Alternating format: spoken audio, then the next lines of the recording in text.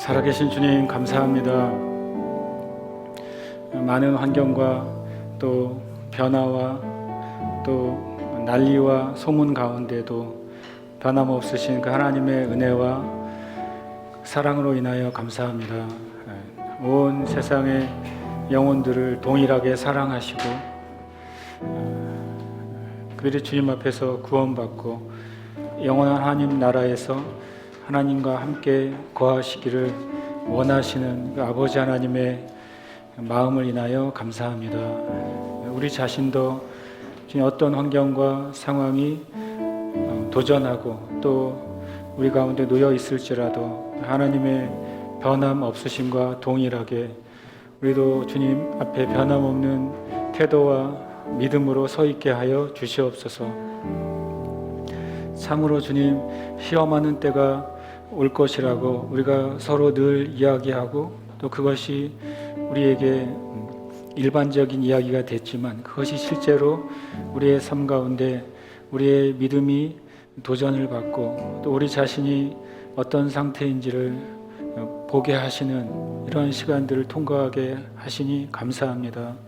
하나님, 주님의 말씀 앞에서는 혼과 영과 및 관절과 골수가 찔러 쪼개지며 또 주님의 진리 앞에서는 우리의 마음의 생각과 뜻이 드러나고 또 살아계신 그 하나님 앞에 설 때 우리가 벌거벗은 것처럼 다 드러날 것이라고 말씀하셨습니다.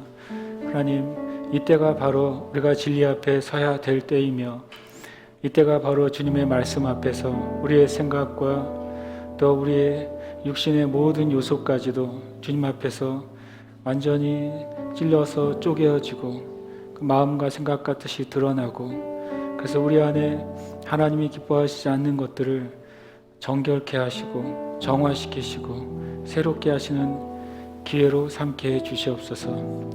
우리가 이 시간들을 헛되이 그냥 흘려보내지 않게 하시고 참으로 깨어서 잠자는 상황 가운데서 깨어 일어나게 하시고 참으로 주님 앞에 전심과 진심으로 나아가는 시간들이 되게 하여 주시옵소서. 또 많은 성도들이 또 많은 교회들이 많은 사역자들이 주님 이곳에 지치고 또 뒤로 물러가거나 또 주님 이곳에 경계심을 잃어버리지 않게 해주시고 오히려 더 깨어 있으면서도 오히려 더 열심을 내게 하시고 또 오히려 더 열심을 내면서도 더 주님 앞에 전심으로 나아가는 은혜가 있게 하여 주시옵소서. 하나님의 보호하심과 보혈의 은혜가 우리에게 있음을 믿습니다. 이때 가운데 주님 통과할 때 하나님의 놀라운 영광의 빛 가운데 우리가 들어가게 될 것을 믿습니다. 주님 이 땅을 보호하여 주시옵소서. 우한 코로나로부터 주님 보호하시고 또 영혼들을 보호하여 주시옵소서. 시간 예배 가운데도 함께해 주셔서 그 주님 말씀이 우리에게 능력이 되고 또 이 말씀이 우리에게 하나님이 이끄시고 보이시는 길이 되도록 축복하여 주옵소서. 살아계신 예수님의 이름으로 기도합니다. 아멘. 할렐루야. 아멘. 네, 오늘 그 말씀은 지난주에 이제 카드를 제가 미리 이제 우리 고은 집사님 통해서 뽑아놨고 그래서 제가 이제 말씀을 받을 수가 있었습니다. 그래서 말씀은 이제 말씀 카드에 딱 달랑이 2개가 적혀 있었어요. 누가복음 5장 37절, 마태복음 12장 25절, 그리고 괄호치고 누가복음 11장 17절. 물론 이제 그 카드에는 이 말씀 구절을 이제 아주 깨알같이 잘 적어 주셨어요. 그래서 처음에 이 말씀 카드를 받았을 때 질문이 무엇일까? 질문을 안 써주시고 저랑 마음이 통하신다고 생각하셨는지 모르겠지만 하여튼간 성경 구절만 정말 용기 있게 앞뒤 없이 그냥 적어 놓으셨어요. 이 말씀을 읽은 다음에 첫 번째 당황스러웠어요. 왜냐하면 누가복음 5장 37절과 마태복음 12장 25절은 일단 관계가 없는 구절이기 때문에 설교를 2번을 해야 되냐 아니면 하나를 빼고 둘 중에 하나 내가 나눌 수 있는 것을 나눠야 되나 이런 생각을 하게 만든 그 카드였습니다. 누가복음 5장 37절은 이 말씀입니다. 새 포도주를 낡은 가죽 부대에 넣는 자가 없나니 만일 그렇게 하면 새 포도주가 부대를 터뜨려 포도주가 쏟아지고 부대도 못 쓰게 되리라. 너무 유명한 말씀이고 또 이 말씀을 보면 무슨 얘기인지 이 과연 새 포도주와 또 새 부대 또 낡은 가죽 부대와 새 가죽 부대에 대해서 알기를 원하시는구나 라고 이제 짐작할 수가 있었어요. 근데 그 다음 구절은 또 이제 또 이렇게 되어 있습니다. 마태복음 12장 25절은 예수께서 그들의 생각을 아시고 이르시되 스스로 분쟁하는 나라마다 황폐해질 것이요 스스로 분쟁하는 동네나 집마다 서지 못하리라. 그래서 실은 이제 이 누가복음 5장 37절 말씀은 우리가 아는 것처럼 이 새 포도주, 새 은혜가 부어지려면 우리가 새 가죽 부대가 돼야지라는 말로 이렇게 쉽게 일단은 이제 인식을 할 수 있는데 마태복음 12장 22절은 굉장히 또 이렇게 영적인 분쟁에 대해서 이렇게 나오고 있는 거죠. 그래서 스스로 분쟁하면 황폐해질 것이다. 스스로 분쟁하는 동네나 집마다 서지 못할 것이다. 두 개의 구절이 첫 번째로는 따로따로 해야 될 메시지라고 처음에 생각을 했고 아마 적으신 분도 그냥 말씀 가운데 두 개의 구절이 더 풀어지기를 원하셨던 것 같아요. 근데 어쨌든 이제 하나를 더 추가를 하셨단 말이죠. 마태복음 12장 25절에 확실하게 하기 위해서 관련 구절을 누가복음 11장 17절 말씀을 같이 적어 주셨어요. 예수께서 그들의 생각을 아시고 이르시되 스스로 분쟁하는 나라마다 황폐해지며 스스로 분쟁하는 집은 무너지느니라. 결국에는 이제 이 말씀을 제가 이제 보게 되는데 새 부대와 영적 분별이라는 주제를 제가 두 말씀을 가지고 이제 합하게 됐어요.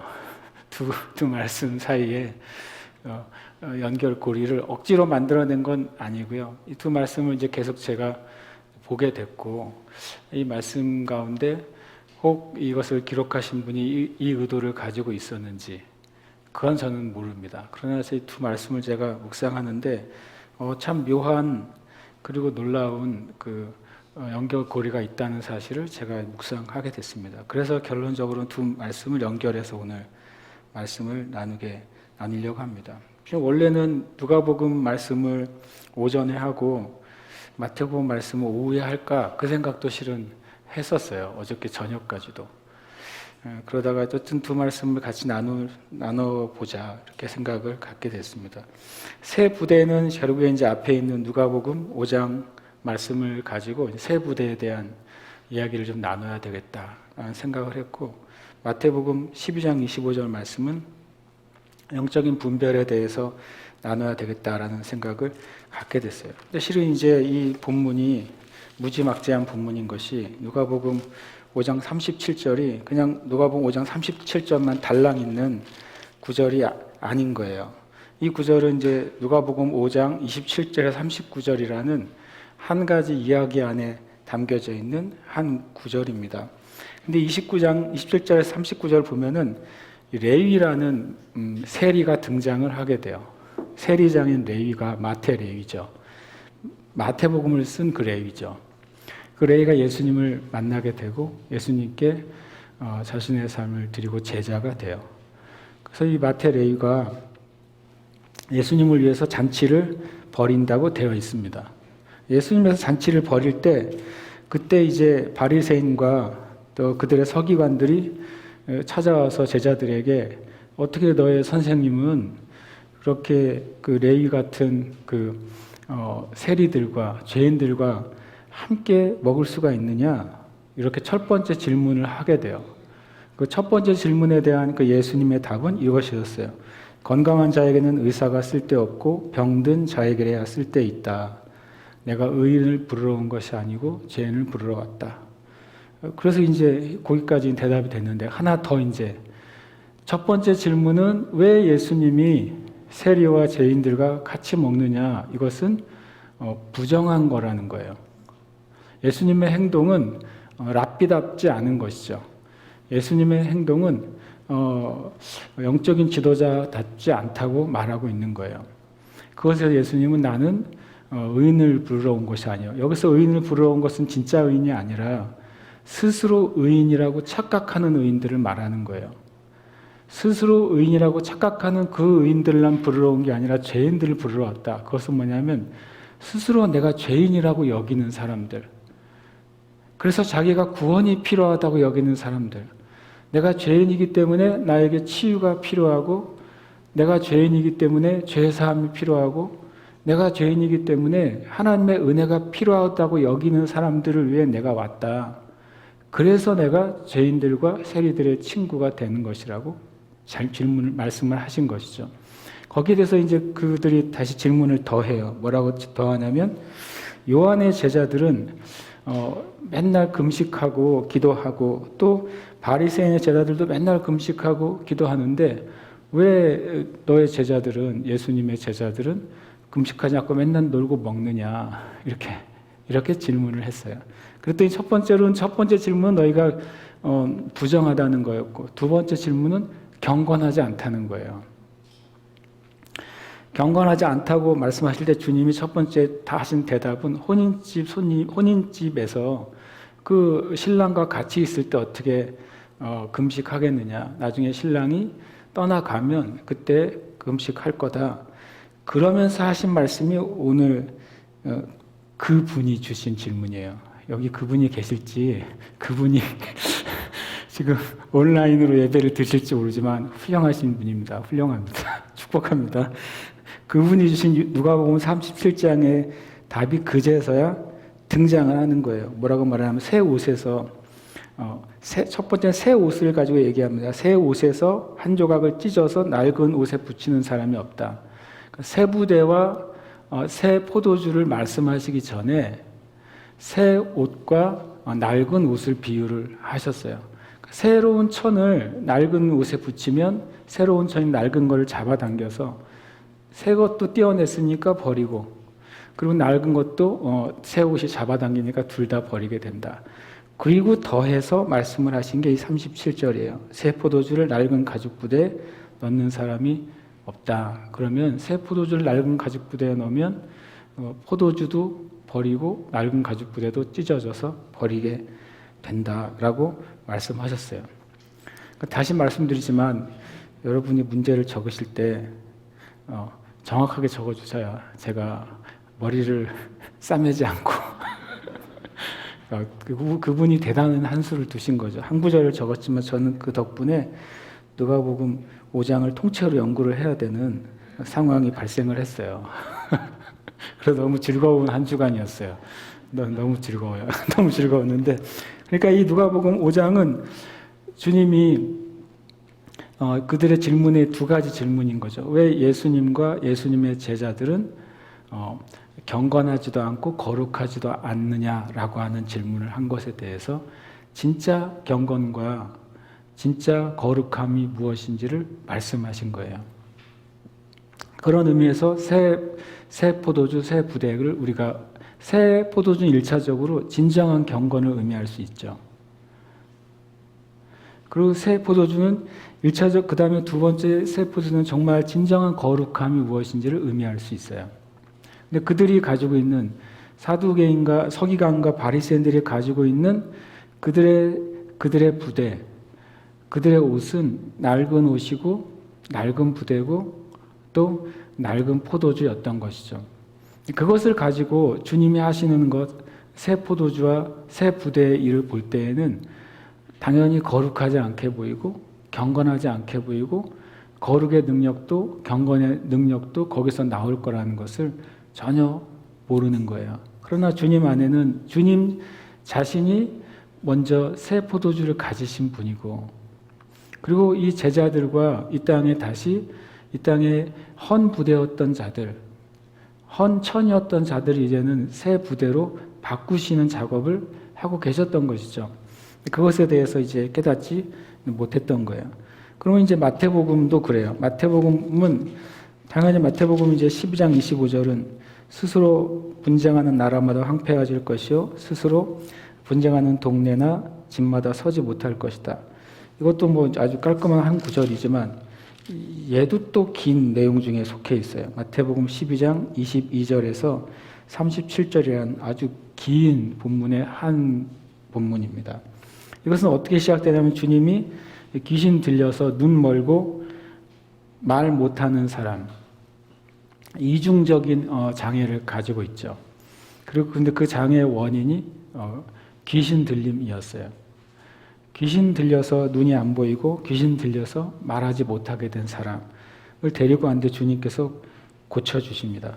그랬더니 사람들이 이 예수가 바로 그 다윗의 자손, 바로 오시겠다고 한 그 선지자, 그 메시아가 아니냐라고 사람들이 이제 떠들게 됩니다. 그랬더니 또 그걸 또 배아파하는, 그걸 가만히 보고 있을 수가 없는 또 그 바리새인이, 신약에서 제일 유명한 사람은 바리새인 같아요. 제가 보기에 늘 끼어드니까 그 바리새인들이 또 다시 끼어들어서 뭐라고 말하냐면 이 예수가 이렇게 귀신 들린 사람을 고치는 것은 다윗의 자손이어서가 아니라 그도 귀신 들렸는데 엄청 센 귀신, 바알세불, 왕 귀신에 들려가지고 작은 귀신들을 쫓아내는 그 축사 행위를 하는 거라고 말을 하죠. 그랬더니 주님이 그것을 이제 분별을 위해서 말씀하신 거예요. 이 마태복음 12장의 말씀은 영적인 분별이 무엇인지, 영적인 분별을 하지 못하면 하나님의 나라로부터 떨어져 나갈 것이라고 하는 실은 되게 엄중한 메시지가 포함되어 있는 말씀이에요. 그러니까 이제 주님이 스스로 분쟁하는 나라마다 황폐해질 것이요 스스로 분쟁하는 동네라 집마다 서지 못할 거다. 그러시면서 사탄이 사탄을 내쫓으면 사탄의 나라가 무너지지 않겠느냐 그거죠.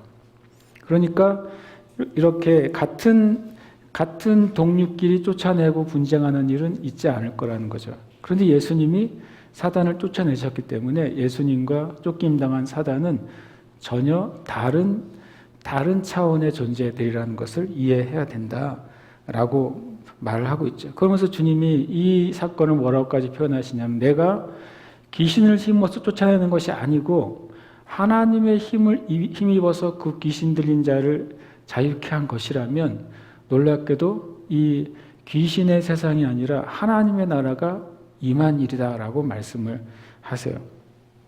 그러면서 주님이 하신 일을 뭐라고 표현하시냐면 주님이 어떤 식으로 귀신을 쫓아내셨고 어떤 식으로 하나님 나라가 임하게 했느냐 그걸 설명하실 때 강한 자를 먼저 결박해야 강한 자에게 잡혀있던 자들을 끌어낸다. 그 말은 뭐냐면 그 귀신 들린 사람에게는 귀신이 강한 자였어요. 그래서 그 강한 귀신이 그 사람의 영혼과 몸을 사로잡았던 것이죠. 그런데 예수님은 그 강한 귀신보다도 더 강한 자로 오셨다는 거예요. 그것이 바로 하나님 나라의 권능이라는 것이죠. 예수님이 더 그 강한 귀신보다 더 강한 자로 오셔서 그 강한 자를 결박했을 때 그 강한 귀신에게 사로잡혀 있던 사람이 해방됐고 그가 이제는 눈이 열리고 입이 열렸다라고 말씀하시면서 주님이 이런 엄중한 말씀을 하세요. 그 입으로 인자를 거역하는 것은 사하심을 받지만 그 입으로 성령의 일을 거역하는 것은 사하심을 받지 못한다. 왜 예수님을 인자를 거역하는 것은 사하심을 받을까요? 근데 왜 성령님을 거역하는 것은 사하심을 받지 못할까요? 이런 엄청난 주제도 이 본문에 섞여 있어요. 그래가지고 이것을 내가 1시간 안에 푸는 거는 참 쉽지 않은 두 개의 말씀이었습니다. 실제로는. 그냥 많은 주제가 이제 섞여 있는 말씀이었어요. 근데 뭐 짧게 말한다면 실은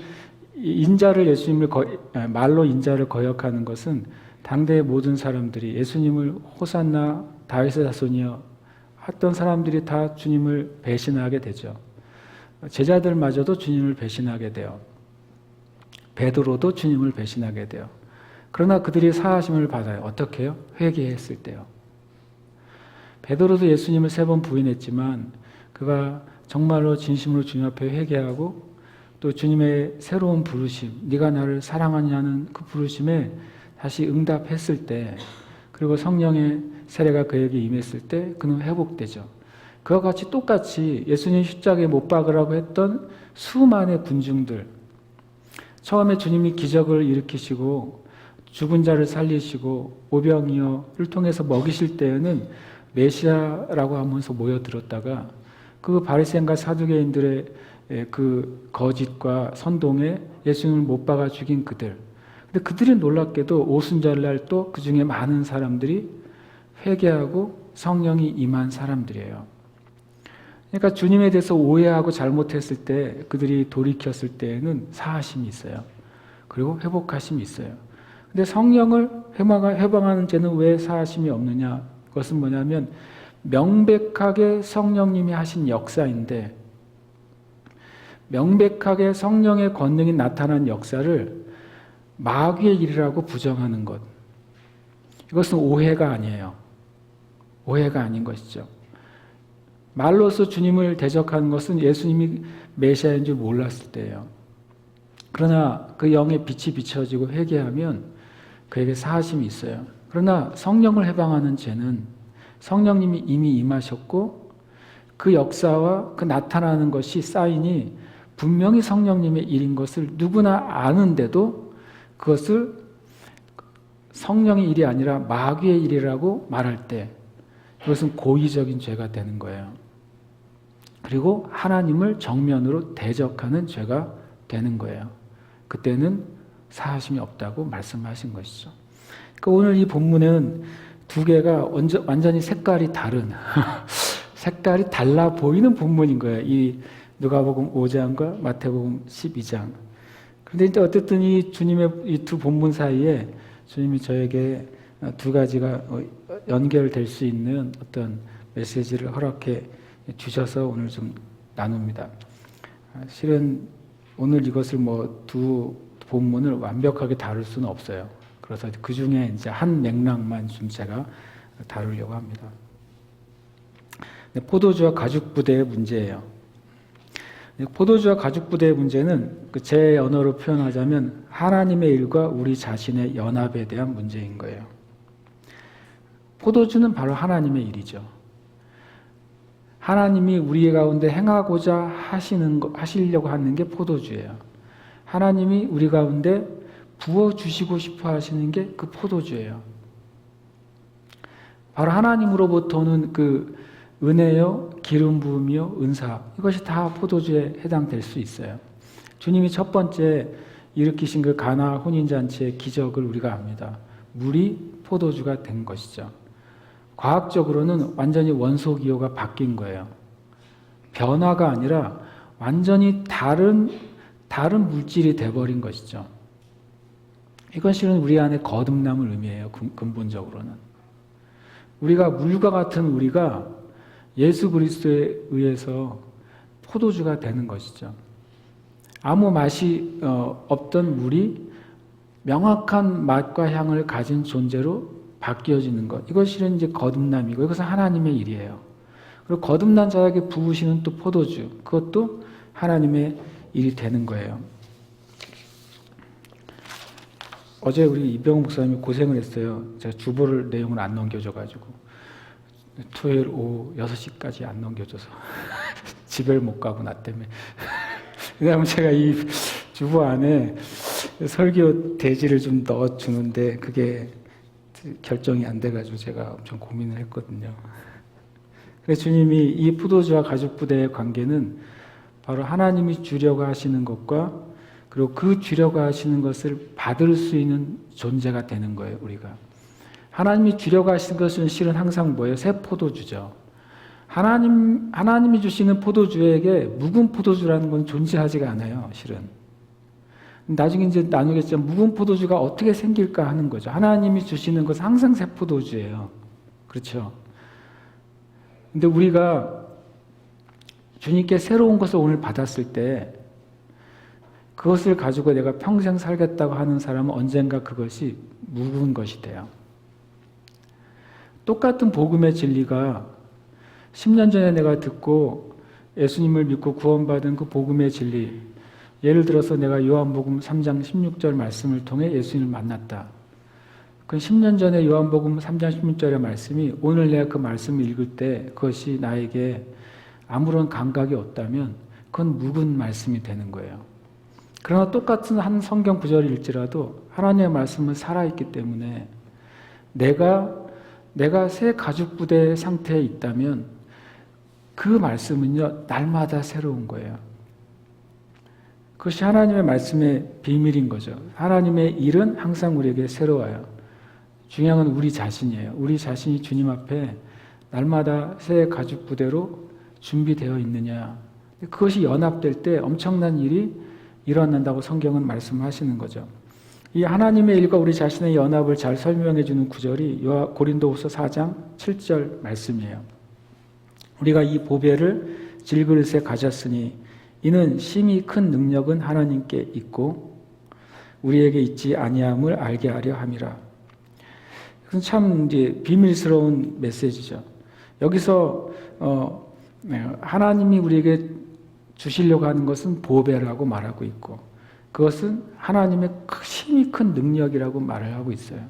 하나님의 보배, 하나님의 힘이 큰 능력이 질그릇에 담겨질 거라고 말씀하시는 거죠. 그 질그릇은 우리 자신인 거예요. 우리는 그 하나님의 보배를 담을 만한 존재가 아니에요. 우리는 하나님의 그 큰 능력을 견딜 만한 그릇이 아니에요. 얇은 종이장 위에다가 커다란 아령을 하나 올려놔 보세요. 여지없이 찢어지고 말겠죠. 근데 우리 육신을 가진 인간이 하나님의 능력을 담게 되면 그걸 견디겠습니까? 견딜 수가 없는 거예요. 그런데 놀랍게도 성경은 그 놀라운 하나님의 보배, 한량없이 큰 능력이 질그릇처럼 약하디 약한 우리 인간, 우리의 육신을 가진 존재에 부어졌다라고 말씀하시는 거죠. 이것이 정말 이제 바로 이 땅에 있는 그리스도인들이 어떤 상태가 될 때 하나님의 놀라운 일이 임하는 그런 하나님과 우리와 하나 되는 역사가 일어날 것을 우리에게 말씀하고 있어요. 이 7절 고린도서 4장 7절 전에 이런 말씀이 있어요. 어두운데 빛이 빛이라 말씀하셨던 그 하나님께서 예수 그리스도의 얼굴에 있는 하나님의 영광을 아는 빛을 우리 마음에 비추셨느니라. 어떻게 질그릇과 같은 우리가 구원 받았지만 여전히 죄의 경향을 가지고 있는 우리가 하나님의 큰 능력을 담을 수 있는 그릇이 될 수 있는가? 그것은 6절에 하나님의 영광의 빛이 임하면 그 질그릇 같은 존재에 하나님의 능력이 담겨질 수 있게 된다고 말씀하시는 거죠. 저 여러분 안에 이미 하나님의 영광의 빛이 임했어요. 말씀에서는 주님을 알 때, 예수님을 우리가 알아볼 때 하나님의 영광의 빛이 우리의 영혼에 비춰진다고 말씀하셨어요. 그럼 우리 질그릇과 같은 우리의 영이 빛으로 가득 차게 되면, 영광으로 가득 차게 되면 그때 하나님의 큰 능력이 부어질 수 있게 되고 그것을 우리가 가진 자가 되는 거예요. 바로 이건 정말 놀라운 그 은혜이죠. 그리고 이 큰 능력이, 이 보배가 우리에게 담겨지면 어떤 일이 일어나는지 7절 이후에 말씀하고 있어요. 우리가 사방으로 우겨쌈을 당하여도 쌓이지 아니하며 답답한 일을 당하여도 낙심하지 아니하며 박해를 받아도 버림받지 아니하며 거꾸로 뜨림을 당하여도 망하지 아니하고 우리가 항상 예수의 죽음을 몸에 짊어짐은 예수의 생명이 또한 우리 몸에 나타나게 하려 함이라. 바로 이 하나님의 힘이 큰 능력, 우리에게 담겨진 그 보배의 빔이 바로 예수의 생명이라는 거예요. 예수님의 생명은 죽었다 살아난 생명이신 거죠. 다시 죽지 않는 생명이신 거예요. 영원한 생명이시고 온 우주 가운데 가장 강한 생명이신 거죠. 그 예수 그리스도의 생명이 그 예수 그리스도를 아는 자, 예수님을 영접한 자의 영의 영광의 빛으로 비춰지고 거기에 하나님의 능력으로 임한다고 성경은 말씀하고 있어요. 이 포도주와 이 가죽 부대에 대해서 굉장히 많이 묵상하게 돼서 너무 감사했어요. 그러면서 이 말을 오늘 제가 담을 수 있겠는가 하는 생각이 실은 지금도 들어요. 정직하게.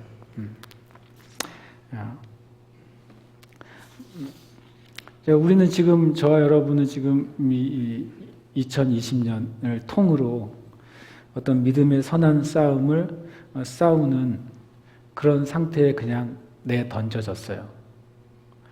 그래서 제가 생각해 보니까 우리가 스스로 주님 나는 믿음의 선한 싸움에 들어가겠습니다 해서 들어간 사람은 한 명도 없더라고요.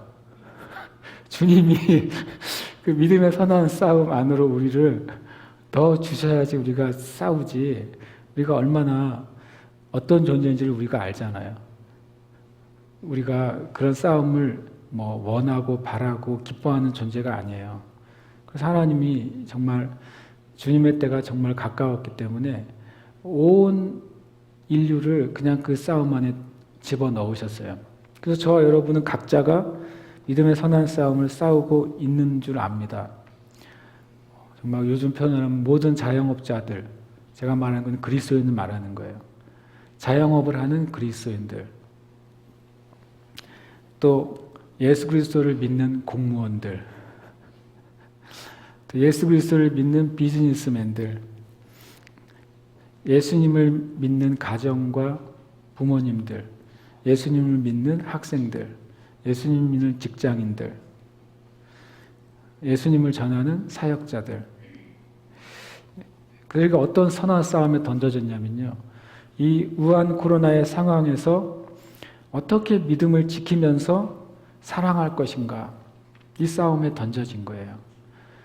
똑같이 이 상황에 들어갔는데 각자의 삶 가운데서 내가 어떤 방식으로 이런 환경과 상황 같은 믿음을 지켜낼 것인가, 지금 이 싸움을 싸우고 있어요. 지금 교회가 그 싸움을 하고 있는 것입니다. 중요한 것은 그 모임이 되느냐 안 되느냐보다 중요한 것은 이 땅의 교회가 이 상황 가운데 참된 믿음을 지켜낼 수 있느냐, 그거예요. 그게 가장 큰 믿음의 선한 싸움이에요. 그리고 또 하나는 끝까지 사랑할 수 있느냐 하는 거예요. 사랑은 충성으로 증명이 돼요. 우리가 주님을 사랑한다는 거 뭘로 증명되겠어요? 주님을 사랑하기 때문에 주님이 내 삶에 맡겨준 그 분량을 충성되게 지켜내는 거예요. 우리는 사랑해서 계명을 지키는 자들이지, 주님과 뭔가 딜을 하기 위해서 계명을 지키는 자들이 아니지 않습니까? 우리가 주님을 사랑하기 때문에 말씀을 지키는 자들이지, 우리가 구원받기 위해서 율법을 지키고 말씀을 지키는 자들이 아니잖아요. 지금이 그 시험이라는 걸 제가 깨달았어요. 여러분이 있는 각자의 자리에서 내가 어떤 방식으로 믿음을 지키면서 동시에 주님을 충성되게 사랑할 수 있는가 하는 거예요.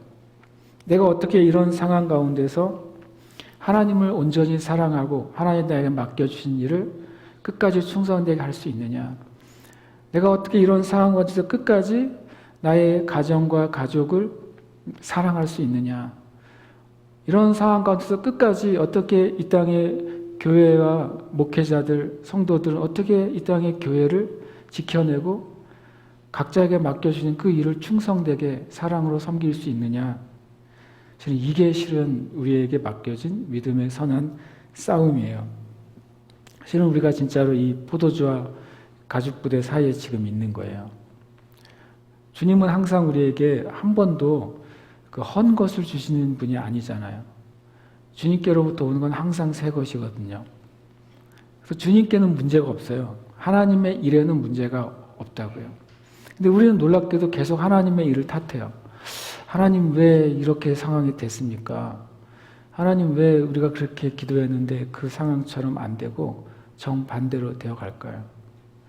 성경은 하나님의 일은 한 번도 실수가 없다고 말씀하셨기 때문에 저는 굳게 믿어요. 하나님은 잘하고 계시다. 여러분 기도하실 때 어떤 앞에 무슨 문제가 있으면 일단 믿음의 첫 고백을 하세요. 주님 잘하십니다. 이렇게.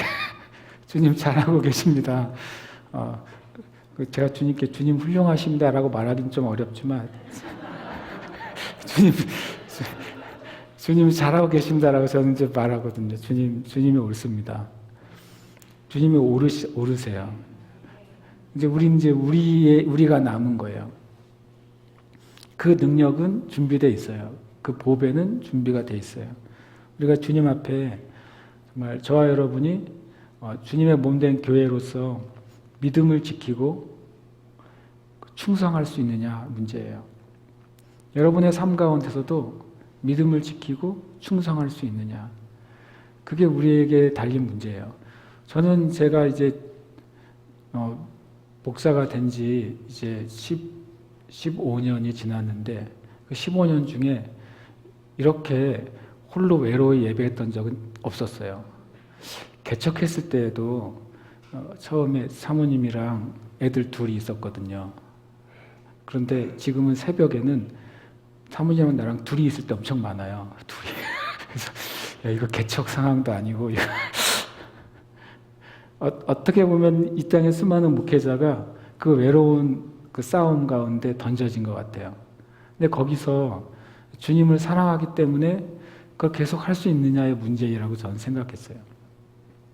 그냥 주님을 사랑하기 때문에 그 자리를 지킬 수 있느냐, 사람이 있느냐 없느냐가 아니라 심지어는 그 온라인상에 몇 명이 들어왔느냐 안 들어왔느냐가 아니라 내가 들고 있는 말씀이 진리이기 때문에, 내가 이 말씀을 사랑하기 때문에. 시편 1편에 나오잖아요. 누가 진짜 복된 사람이냐?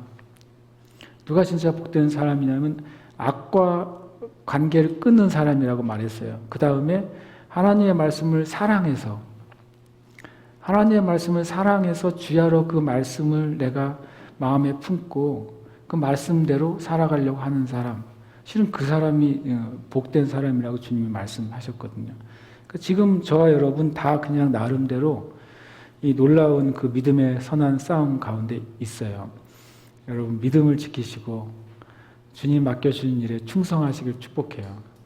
그게 아주 위대한 열매로 반드시 나오게 될 겁니다.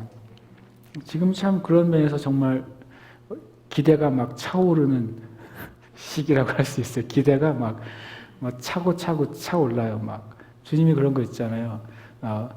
차고 누르고 흔들어 넘치게 해주신다고. 지금 막 차고 있어요.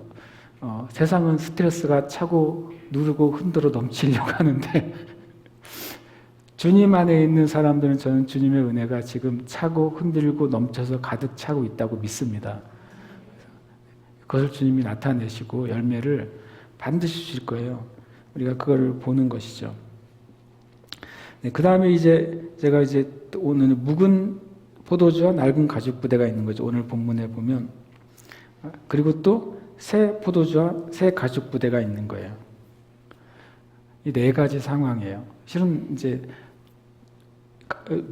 포도주 자체로 존재하지 않고 가죽 부대 자체로 존재하지 않죠. 왜냐하면 두 개 다 항상 결합된 상태로 존재하는데, 그러나 이제 나눠보면 묵은 포도주가 있고 낡은 가죽 부대가 있는 거예요.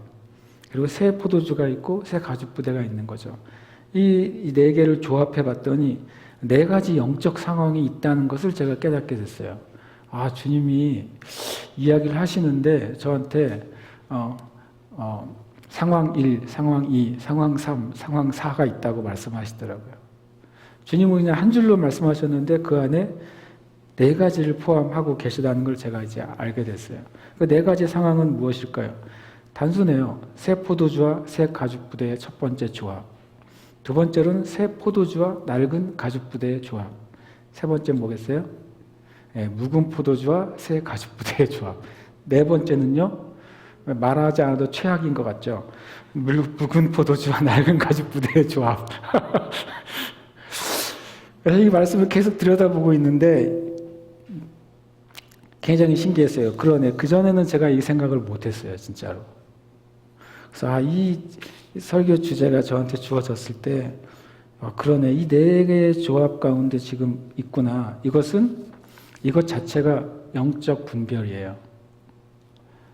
이거 자체가 우리의 삶이나 이 땅의 교회를 주님이 분별하고 계세요. 이 네 가지 상황 어떨 때는 존재하지 않는 상황이 될 수도 있어요. 그러나 개념적으로는 존재하게 됩니다. 새 포도주와 새 가죽 부대, 이거는 당연히 예수 그리스도의 참된 교회의 모습이에요. 반대로 예수님의 참된 교회의 모습이 되려면 새 가죽 부대와 그리고 그 안에 부어진 새 포도주가 있어야 돼요. 제일 좋은 상태죠. 그리고 주님이 원하시는 상태고, 실은 정직하게 말하면 교회가 주님을 제대로 섬기고 있다면 가장 정상적인 상태가 새 포도주와 새 가죽 부대 상태인 것이죠. 새 포도주는 뭐가 있어요? 발효하게 되잖아요. 새 가죽 부대 안에 새 포도주가 들어가면 발효하게 돼요. 그런데 가죽 부대가 새 것이기 때문에 터지지 않는 거죠. 성경에 이것을 뭐라고 말했냐면요, 성령 충만한 그리스도인이라고 말하는 거예요. 또 성령 충만한 교회라고 말씀하고 있는 거죠. 성령 충만한 교회와 성령 충만한 그리스도인은 그 자체가 새 가죽 부대예요. 그래서 성령께서 새로운 기름 부음, 새로운 은혜, 새로운 예배, 깊은 기도, 또 새로운 하나님의 기름 은사를 넣어주실 때 그것이 끌어오르게 돼요. 성령으로 충만하게 되고 성경 그대로 한다면 성령에 취하게 돼요. 그런데 그 부대가 찢어지지 않는 거예요. 이런 새 포도주와 새 가죽 부대의 그리스도인, 새 포도주와 새 가죽 부대의 교회를 통해서 하나님이 부흥을 주실 거예요. 우리 교회는 그렇게 돼야 됩니다. 그리고 우리 교회는 그것을 추구하고 있다고 저는 믿습니다.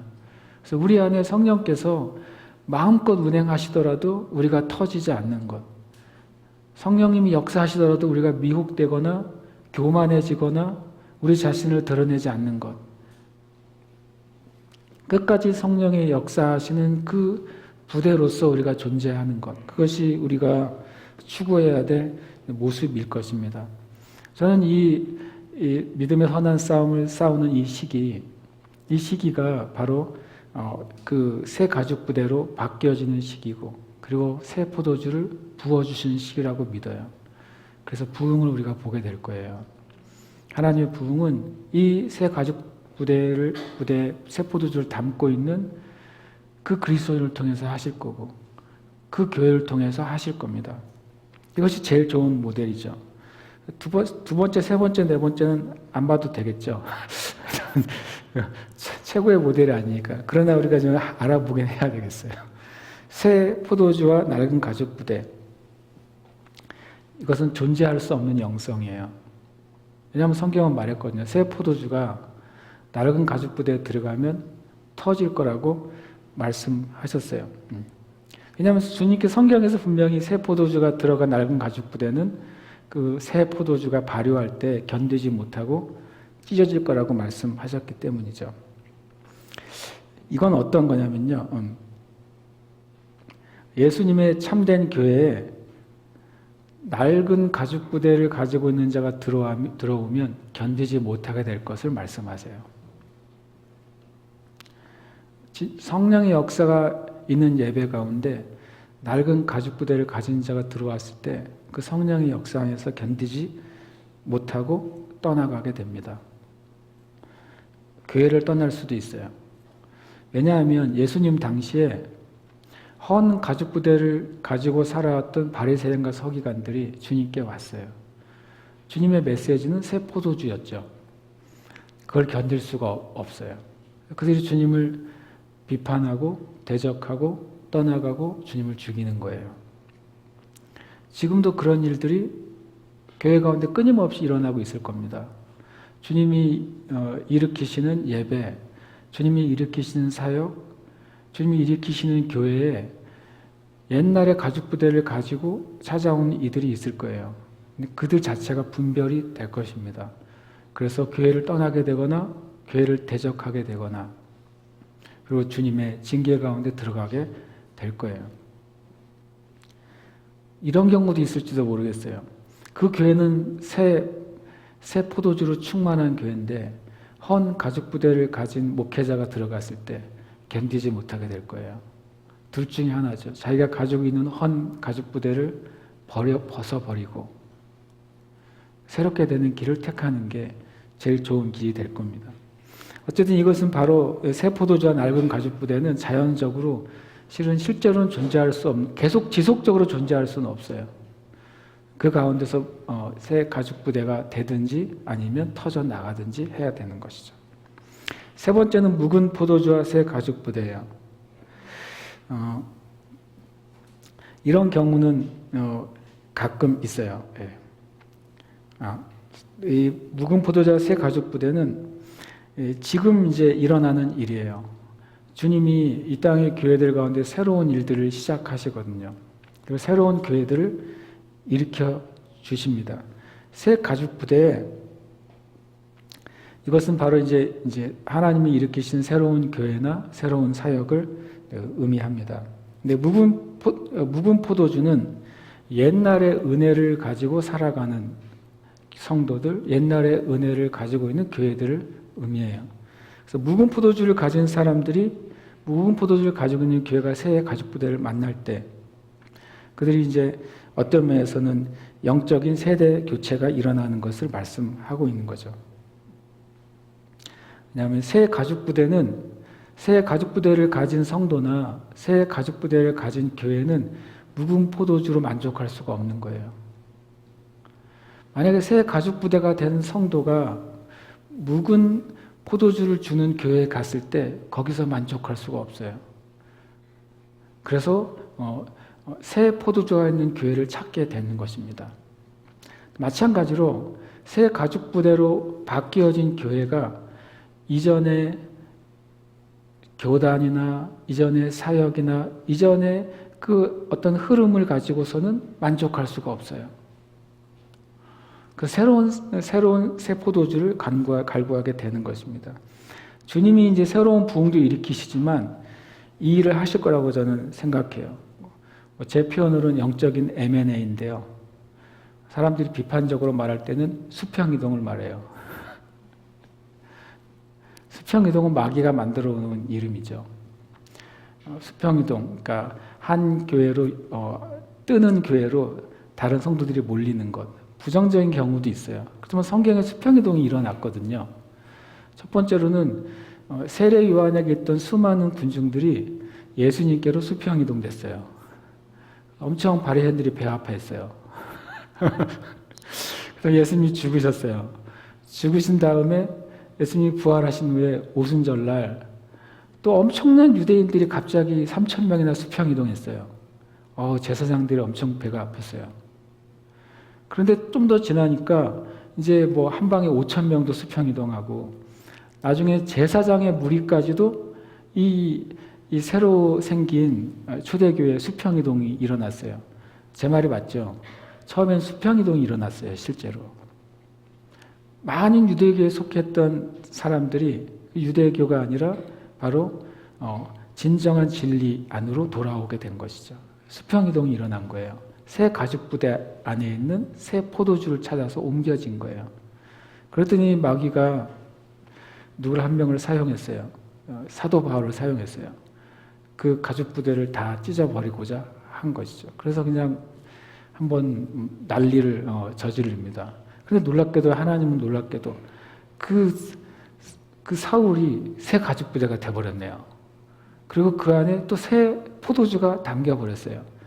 그랬더니 이제 더 난리가 났어요. 온 사방에 이 사도 바울은 또 약간 레벨이 다른 분이라 가만히 한 자리에 안 있고 그냥 온 천지를 다 다니면서 유대교에 있던 자들을 주님께로 돌아오게 하고 더 심하게는 우상에게 속았던 자들이 주님께 돌아오게 하는 영적인 이동이 일어나는 거죠.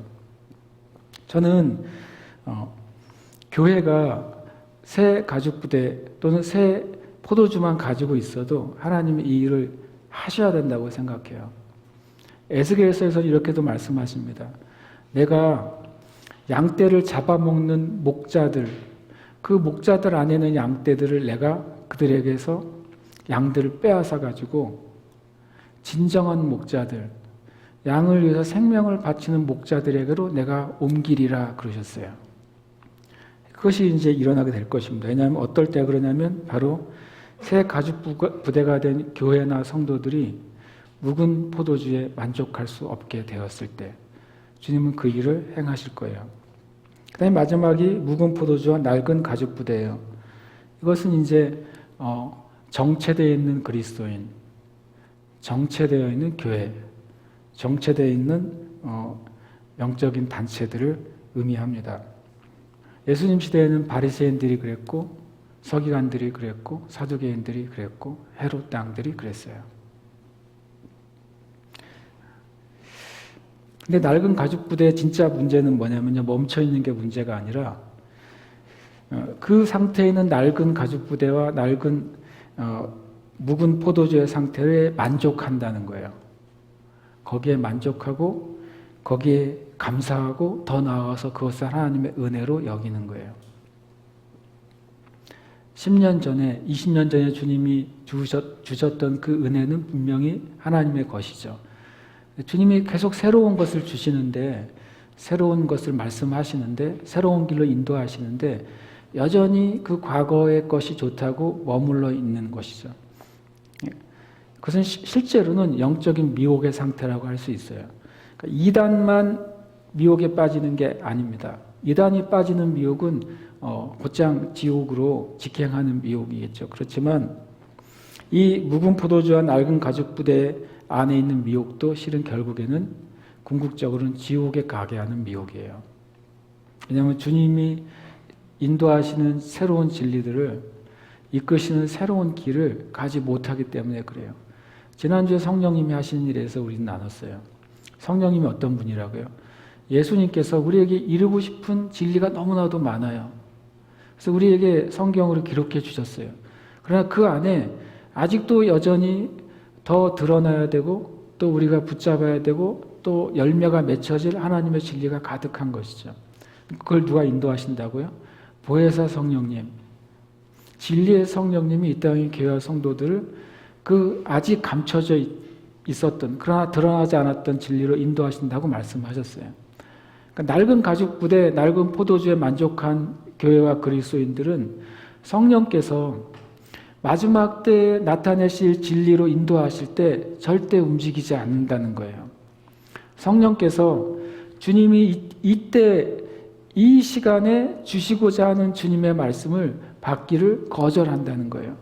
그래서 결국에는 구원받지 못할 것입니다. 왜냐하면 성령님의 인도하시는 진리는 그 최종 목적이 바로 주님의 보좌 앞이기 때문에 그래요.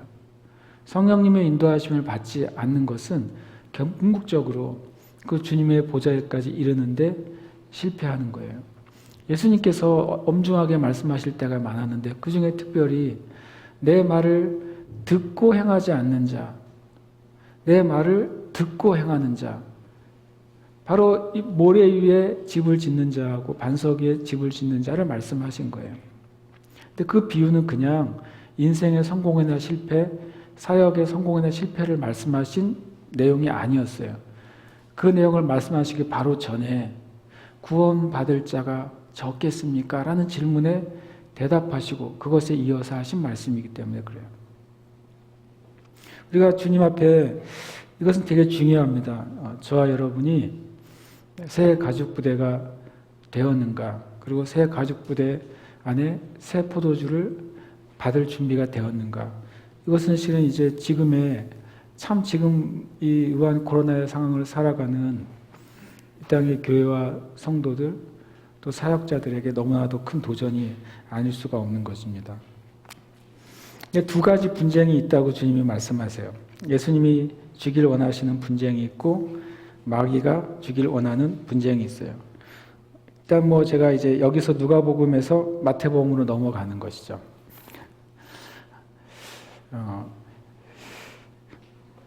예수님이 주길 원하시는 분쟁과 마귀가 주길 원하는 분쟁이 있어요. 예수님도 분쟁을 원하세요.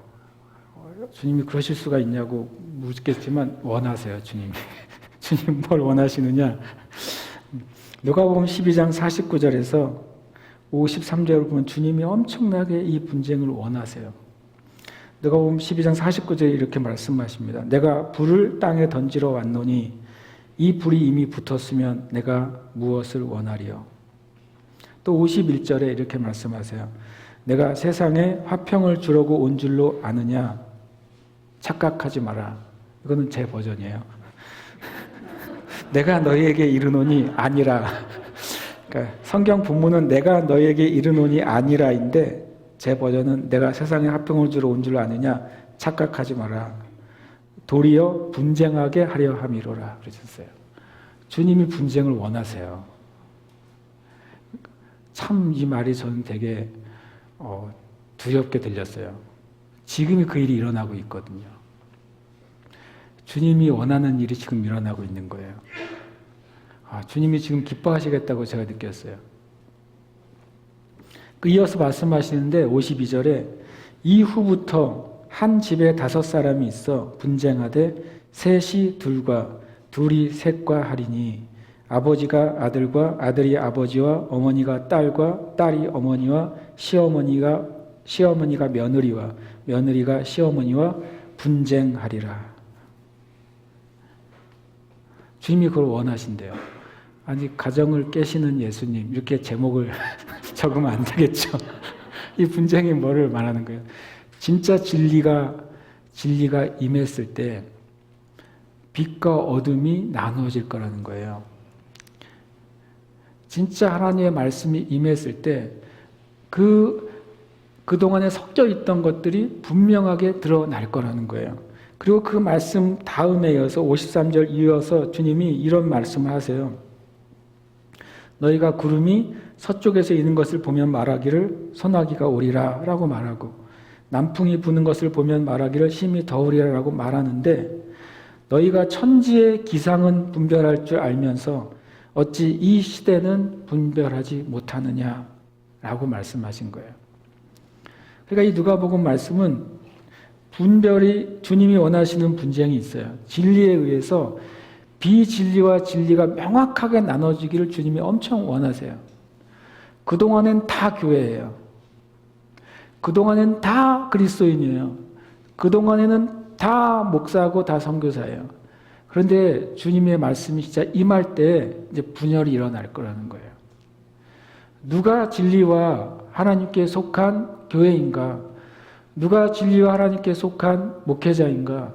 누가 하나님께 속하고 진리에 속한 그리스도인들인지를 아주 자세하게 주님이 나누시겠다고 말씀하셨어요. 주님이 이걸 원하세요. 근데 지금 가만히 보니까 이 세대에 그게 일어나고 있더라고요.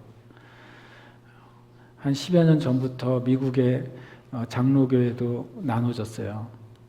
성공회도 나눠졌어요. 침례교회도 나눠졌어요. 미국에 있는 감리교회도 나눠졌어요. 그것은 다 진리의 가운데서 나눠진 거예요. 하나님의 기준을 지킬 것이냐 아니면 하나님의 기준을 타협하고 살아남을 것이냐 이걸로 나눠지는 거죠. 그렇게 보면 우리는 참 괴로운 시간인데 주님은 엄청 기뻐하세요.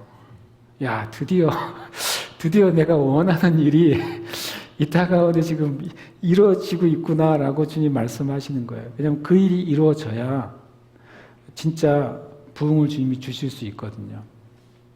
진짜 하나님이 역사를 주님이 하실 수 있거든요. 그래서 여러분 혹시 지금 요즘 우리나라의 교계나 영적인 어떤 면이나 세상의 어떤 면에 막 혼란스러울 때 그것 때문에 걱정하지 마세요. 그 일은 일어나야 될 일이고 주님이 원하시는 일이에요. 그건 부정적인 일이 아니에요. 주님이 원하시는 일이기 때문에 그래요. 그런데 또 반면에 이 마귀가 주기를 원하는 분쟁도 있어요. 유다서 17장 10절, 유다서 17절에서 19절에 이렇게 말씀합니다. 사랑하는 자들아 너희는 우리 주 예수 그리스도의 사도들이 미리 한 말을 기억하라. 주님의 사도들이 미리 말한 것이요. 경고했어요. 그들이 너희에게 말하기를 마지막 때에 자기의 경건하지 않은 정욕대로 행하며 조롱하는 자들이 있으리라. 정욕대로 행하며 무엇을 조롱합니까? 진리를 조롱하는 자들이 일어날 거라고 말하고 있어요. 그러면서 뭐라고 말하면 이 사람들은 분열을 일으키는 자며 육에 속한 자며 성령이 없는 자니라. 마귀는 성령이 없는 자들, 육에 속한 사람들을 통해서 하는 일이 있는데요. 그게 뭐냐면 바로 정욕대로 행하면서 주님의 진리를 조롱하는 자들을 만들어내는 거예요.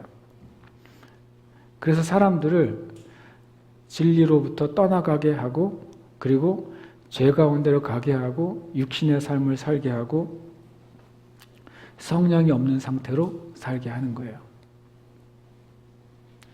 제가 어저께 기독교 백화점 여기 있는 백화점을 갔다 왔어요. 이제 여기서 이제 걸어서 이제 쭉 가는 길에 어떤 이제 한 20대 청년이 저를 향해서 마주보고 오더라고요. 저는 이제 저도 걸어가고 있고 그 친구도 오고 있고 둘 중에 한 명은 피해야 되잖아요. 누가 피했게요? 당연히 제가 피했죠. 왜 피했냐면 그 친구는 직진이었어요. 직진. 정말 대단한 직진. 왜 직진인가 봤더니 스마트폰을 보고 오고 있는 거죠. 엄청 만면의 얼굴에 미소를 띠면서 뭔가 드라마를 보나 봐요. 정말 얼굴에 환하게 미소를 띠고서 앞에 뭐가 있는지 모르게 직진의 삶을 살더라고요. 나를 향해 돌진하고 있는 내가 피할 수밖에 없었어요.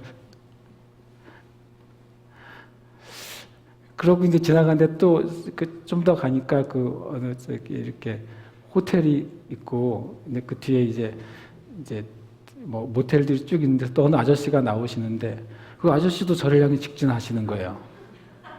여지없이 그 손에 스마트폰을 들고 그래서 야 내가 진짜 피해 다녀야 되는구나. 주님 저한테 그러시더라고요. 육에 속한 사람들이 어떤 상태인지 네가 알겠냐고. 완전히 육에 속해 있대요. 지금 세대의 사람들이. 완벽하게. 조금이 아니라 완전히 육에 속한 사람들이 세상에 가득해요. 육신적인 일에 완벽하게 정렬이 돼 있어요. 어떤 프랜차이즈 커피점에서 무슨 새로운 굿즈가 하나 나오면 줄 서서 기다리잖아요. 그 얼마 되지도 않는 백이 뭐라고. 그 백이 만약에 1,000만 원짜리 백인데 순서대로 나눠줘요. 그러면 줄 서볼지 모르겠는데 그냥 몇만 원짜리 백인데 다만 이 시즌에만 나오는 한정품이라는 이유 때문에 가서 줄 서 있는 거예요. 그리고 프랜차이즈점에서 지난 여름에도 여러분 아셨죠? 그거 하나 얻으려고 많이 얻으려고 몇만 원 이상 구매하면 그거 하나를 준다니까 가서 몇백만 원을 결제했죠. 그래서 앞에 결제한 만큼의 그 커피가 수백 잔이 쌓여 있잖아요. 자기는 그건 안 먹고 그것만 받아가는 거예요. 완벽하게 육적인 상태로 이 시대가 바뀌어져 버렸어요.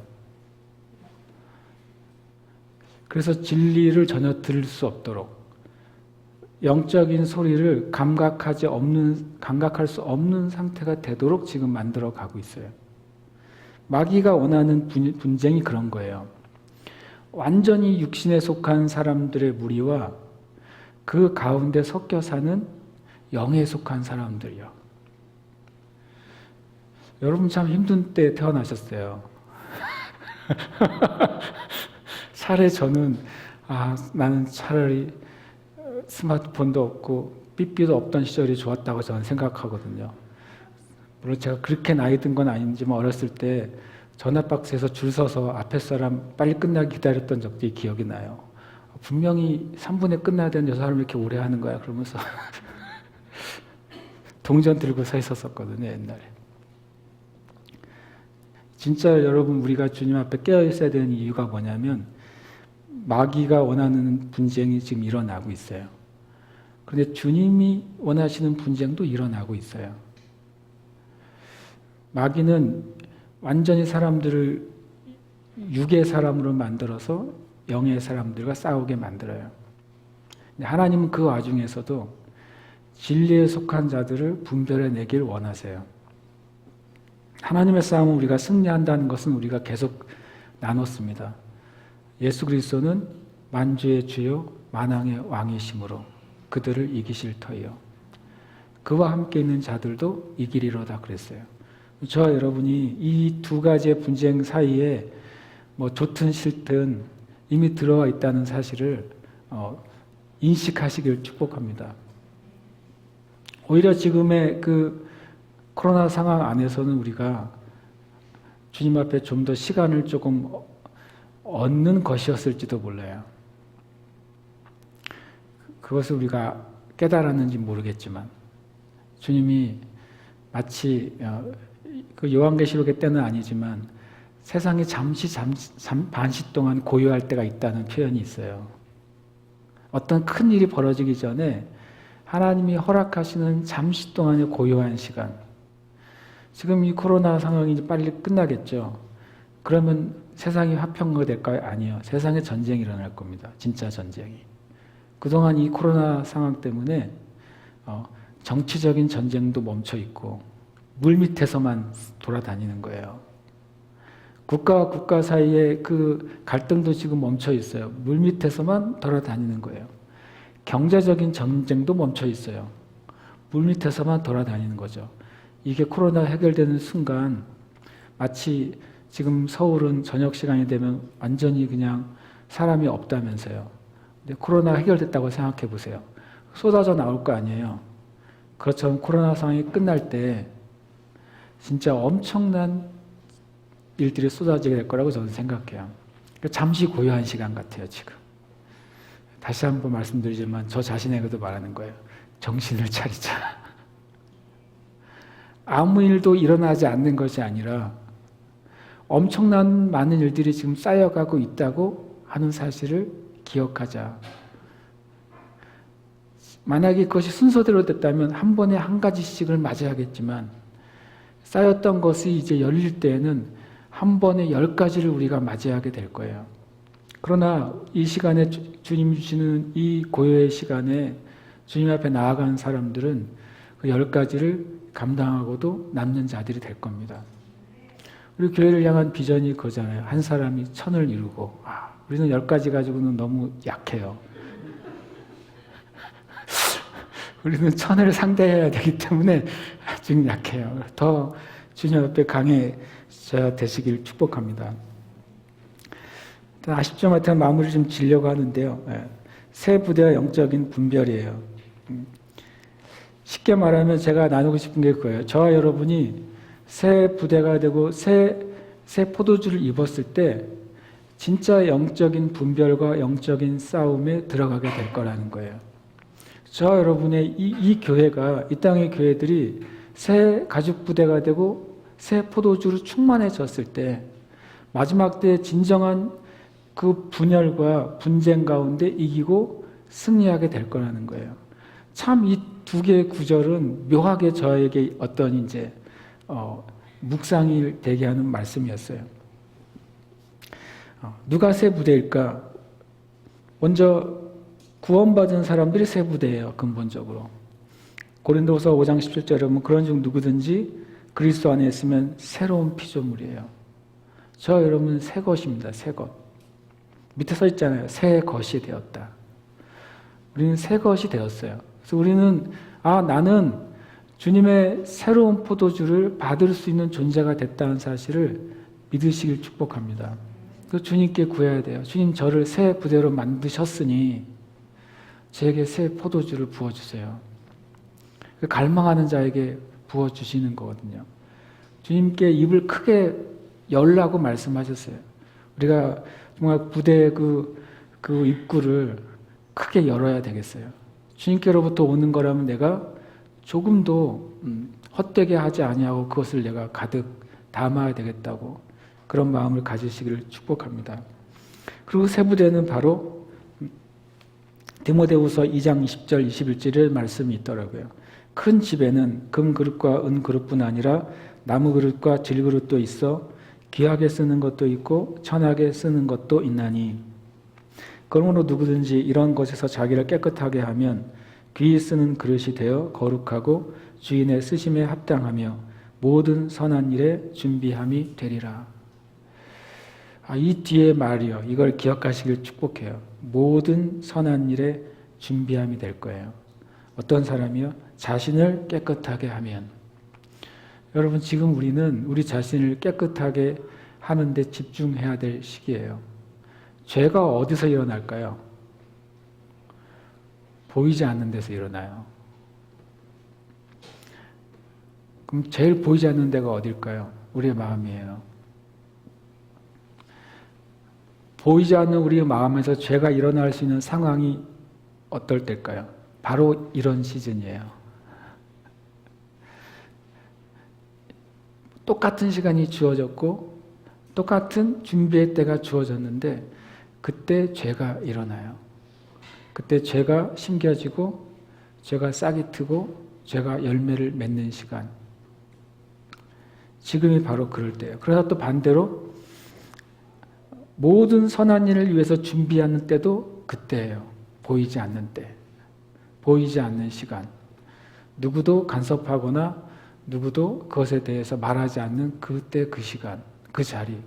그때가 바로 우리가 우리 자신을 깨끗하게 하고 선한 일에 준비함이 될 수 있는 시간이에요.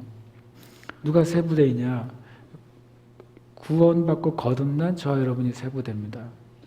그리고 여러분과 제가 주님 앞에서 믿음을 지키고 우리가 마땅히 해야 될 일에 충성된 것을 지키는 자, 그들이 자신을 깨끗하게 하는 자들이에요. 그들이 새 부대로 준비된 자들이고 이 놀라운 영적인 분쟁과 분열의 때 그때 남고 열매 맺고 승리하는 자가 되는 거예요. 그래서 우리 교회가 그런 교회가 될 줄 믿습니다. 여기 계신 여러분이 그런 주님의 그리스도인들이 될 줄 믿습니다. 또 온라인으로 함께 예배하는 모든 형제 자매님들도 그런 그리스도인 될 줄 믿습니다. 함께 이 시간 기도하겠습니다. 우리가 주님의 은혜를 좀 갈망했으면 좋겠어요. 오늘 1000명이 넘었습니다. 실은 제가 어제 밤에 엄청 고민을 했어요. 주님, 1000명이 넘으면 전체적으로 온라인으로 전환을 좀 해야 되겠네요. 제가 생각을 했어요. 그런데 오늘 아침에 오늘은 예배를 드리자라는 마음이 갔고 이것이 지속되면 물론 다음 주 24시간 예배는 100% 온라인으로 할 겁니다. 여러분 다 여러분의 처소가 지성소가 되게 하고 여러분의 처소가 기도의 집이 되게 하면 돼요. 여기는 예배인들만 나와서 예배를 할 거예요. 근데 오늘은 좀 그 마음을 좀 나누고 싶어서 제가 오늘은 나올 수 있는 분들만이라도 나와서 예배를 했으면 좋겠다는 마음을 들었어요. 오늘 아침에 제 방에 있는데 이제 저는 아침에 와서 이제 우리 학군 어린이들이랑 줌으로 예배를 드렸어요. 일단 어쨌든 저희는 준비가 돼 있잖아요. 제 앞에 줌 딱 켜면 뒤에 이제 화이트보드가 있으니까 아이들이랑 강의하듯이 말씀을 나누고 아이들을 따라서 기도하고. 근데 묘하게 한 1년 했더니요. 모여서 하나 그걸로 하나 똑같이 다 되게 행복하고 즐겁더라고요. 애들 얼굴이 다 이렇게 빛나 보이고 우리 애들 한 사람 한 사람이 너무너무 주님께 감사했어요. 그리고 제가 딱 끝나는데 옆에서 막 무슨 소리가 들려요. 봤더니 이제 유치부 우리 하랑 강진선 집사님 보고 계시나요? 강진선 집사님이 이제 애들을 위해서 이제 하는 소리가 들리는 거예요. 아이들 누구 이름을 부르면서 설교 말씀을 전하고 하는 것. 근데 제가 너무 감사한 거예요. 어쨌든 우리 교회가 우리가 연약한 것도 많고 부족한 것도 많지만 어떤 상황이든지 우리가 예배를 끊이지 않을 수 있구나. 어떤 상황이든지 우리가 말씀 안에서 교제할 수 있구나. 그리고 같이 기도할 수 있구나 라는 것을 제가 다시 한번 아침에 그 시간에서 감사했어요. 물론 오늘 예배 끝나면 이제 하소하고 또 디모데도 줌으로 예배 드리기로 오늘 제가 이제 나눴어요. 우리가 주님 앞에 어떤 환경과 상황이든지 주님, 제가 구원받은 자로서 새 가죽부대의 사람으로서 내가 내 자신을 깨끗하게 하고 주님의 그 선한 일에 준비된 자로 서겠습니다. 주님 은혜를 더하여 주시옵소서. 우리가 주님의 은혜를 구하는 기도를 드리십시다. 기도하겠습니다.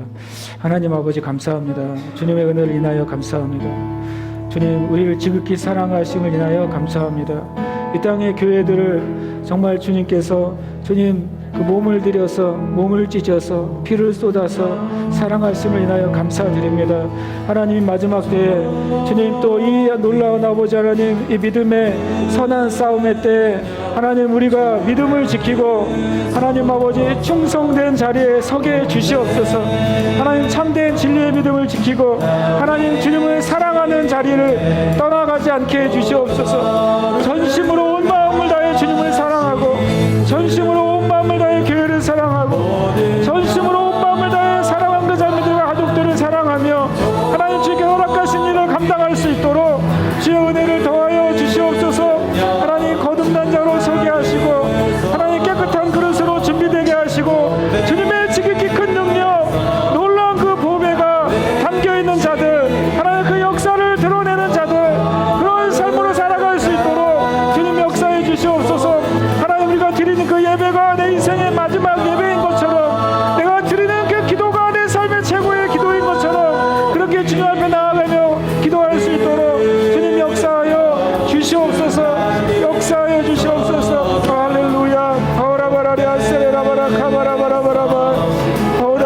바라바라바라바라바라바 쓰라라바라바라바라바 바라바라바라바라바라바 쓰라라바라바라바라바 주여 총괄 우리를 이끄시옵소서.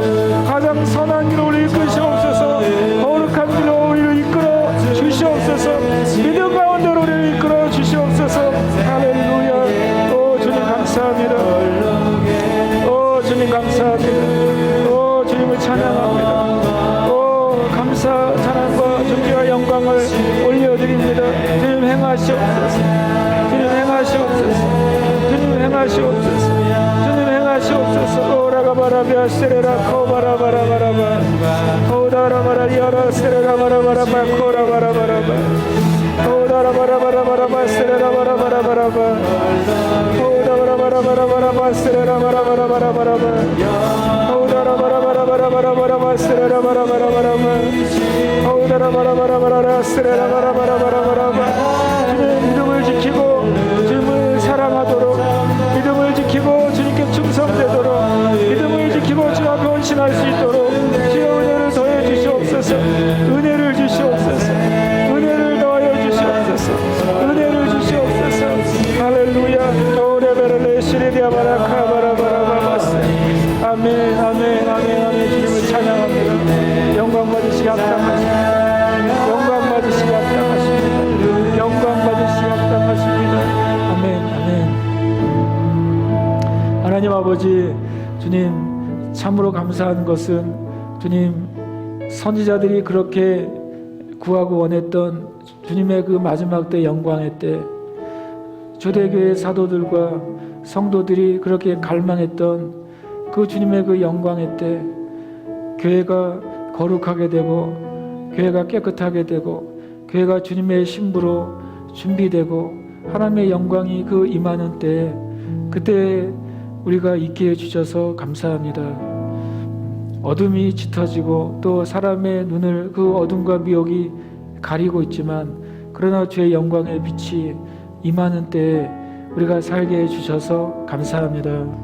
하나님 더욱더 믿음을 굳건하게 지키게 하여 주시옵소서. 초대교회 사도들과 성도들이 주님 그들의 인생과 생명을 걸고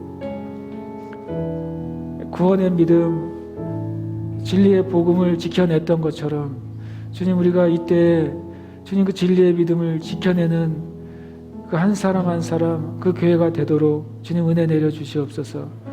그리고 주님 오시는 그 날까지 그것이 주님 1년 후이든 10년 후이든 혹 100년 후라 할지라도 바로 그날이 오늘인 것처럼 주님을 내 생명을 다해 사랑하고 주님을 사랑하기에 우리에게 맡겨진 그 일에 충성하는 교회와 성도들이 되게 해주시옵소서.